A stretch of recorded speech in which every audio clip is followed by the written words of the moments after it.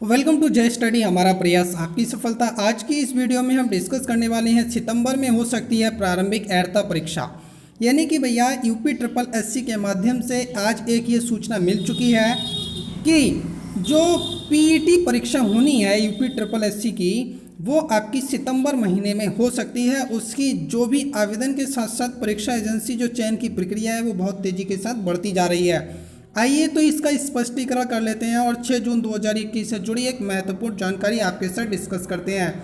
सर्वप्रथम मैं आपको एक चीज़ बता देना चाहूँगा कि यूपी ट्रिपल एससी आवेदन के साथ परीक्षा एजेंसी चयन की जो प्रक्रिया है वो काफ़ी तेज हो गई है।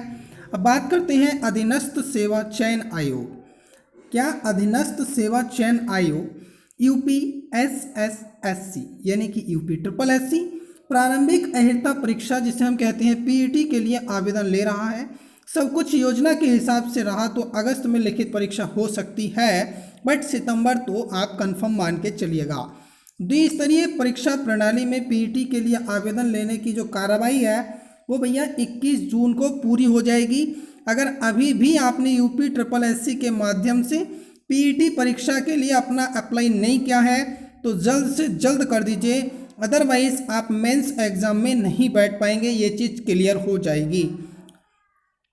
आयोग आवेदन के साथ साथ परीक्षा एजेंसी के चयन की कार्रवाई भी कर रहा है। प्रयास है कि आवेदन व एजेंसी चयन का काम एक साथ पूरा हो जाए। इससे आवेदकों की स्थिति स्पष्ट होते ही एजेंसी परीक्षा की तैयारी शुरू कर सकेगी। परीक्षा एजेंसी को पूरी परीक्षा प्रक्रिया संपन्न कराने के लिए वर्क ऑर्डर देने की तिथि से 3 महीने तक समय दिया जा सकता है। आगे की कहानी ले लेते हैं। एक चीज़ ये भी इम्पोर्टेंट हो गई है, आवेदन के 45 दिन, आवेदन के बाद 45 दिन चाहिए परीक्षा की तैयारी के लिए। और आवेदन समझ पा रहे हैं 21 जून लास्ट डेट कर दी गई है। बताया जा रहा है कि आवेदन के बाद अभ्यर्थियों की संख्या के आधार पर परीक्षा की तैयारी के लिए 60 से 90 दिन का समय चाहिए। आवेदकों की संख्या के आधार पर परीक्षा केंद्र बनाने कितनी पालियों में परीक्षा करानी पड़ेगी, इसका निर्धारण, परीक्षा के लिए ओएमआर छपाने, परीक्षक तैनाती व परीक्षा के प्रबंधन से संबंधित अन्य तमाम कार्रवाई करनी होंगी। जानकर बताते हैं कि पीईटी आयोग द्वारा कराई जाने वाली सभी भर्तियों की मुख्य परीक्षा में शामिल होने के लिए आवश्यक हो गई है।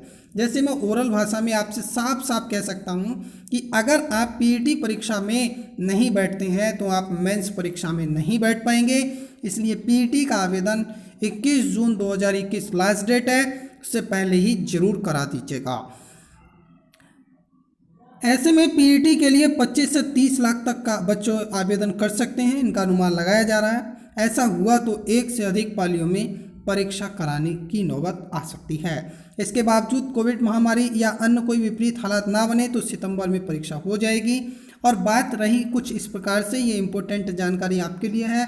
अलग अलग काम के लिए अलग अलग एजेंसी तैयार की जाएंगी। अब तक आयोग एक परीक्षा एजेंसी से पूरी भर्ती कार्रवाई संपन्न कराता था।